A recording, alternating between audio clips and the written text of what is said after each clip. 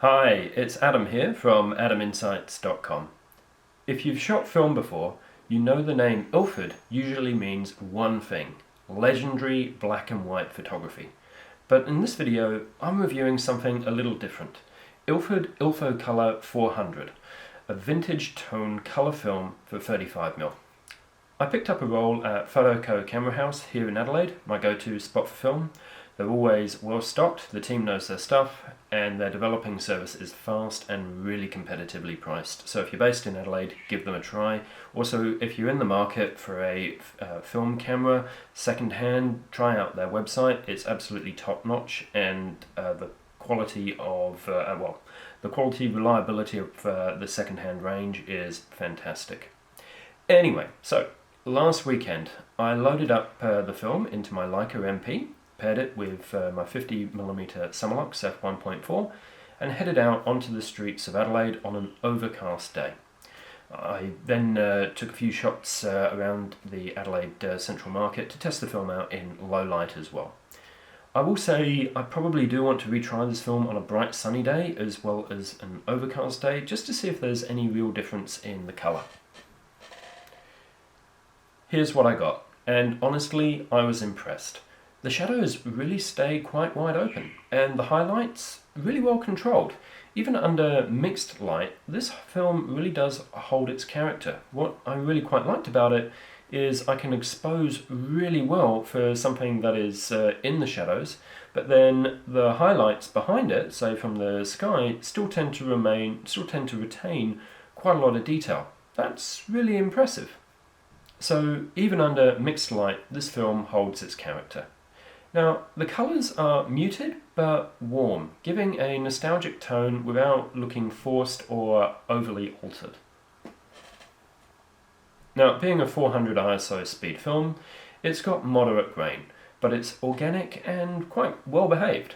Sharpness, better than I expected, but because it is like a 400 ISO film, it does lack a certain amount of detail, but it does still look relatively sharp. Remember, sharpness and detail are very different things in photography.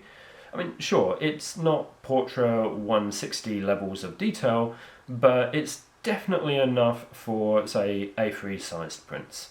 And you'll see here how well it holds up with fine detail, especially if we're having a look at some of the text on this signage. Shooting wide open and in low light, Ilford Ilfocolor 400 really delivers. You get that lovely balance between sharp subjects and dreamy backgrounds. The bokeh is smooth and cinematic, and as I say, the highlights tend to stay well under control. Testing out the shadow and highlight recovery in Lightroom really seems to deliver. Now, I'll be honest, I wasn't really sure what to expect with this film. Would the colours be really gaudy and oversaturated or desaturated, or have an overcast tone or a really odd white balance? On my blog there is a review of the HARMAN Phoenix colour film, which I really didn't quite like because of all of those weird colour effects. But the colours on this film are definitely there. You've got a really nice, well-balanced combination of muted, shifted, and also bright, overly saturated colour.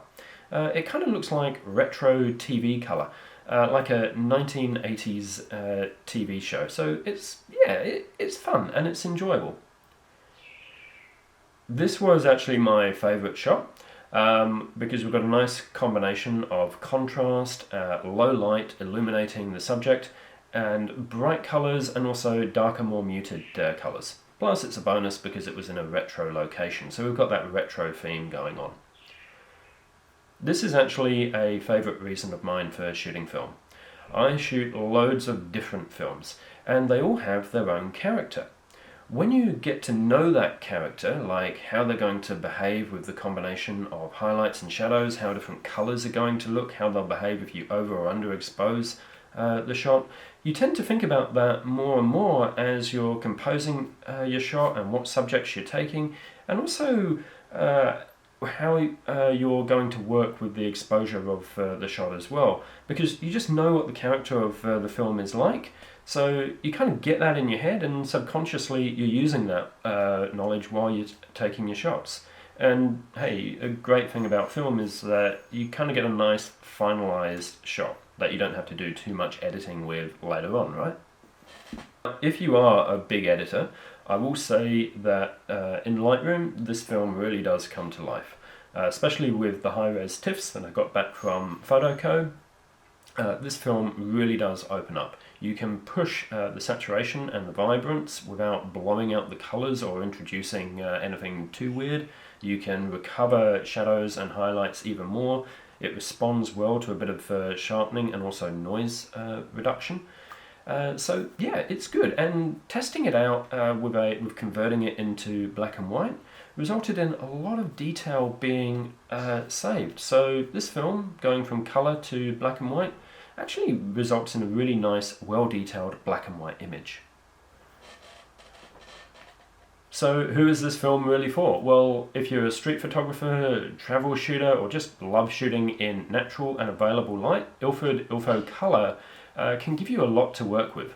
Now, it's not for you if you want perfect color and everything crystal sharp, and also to have a lot of editing capability later on. This is a very finalized look film, but it's a nice finalized. It doesn't have way too many effects going on, so that's what I kind of really like about it. So would I use it again? Absolutely. In fact, I've actually already got another roll, but I'm waiting for a nice bright sunny day to see how this film behaves in really bright sunlight as opposed to overcast and natural and available light conditions. So, have you tried Ilford Ilfocolor 400? I'd really love to hear your thoughts. Drop a comment below, share your shots on my blog, and if you found this review helpful, please don't forget to like, subscribe, and hit the bell so you don't miss any future reviews. Thanks for watching, and keep shooting film.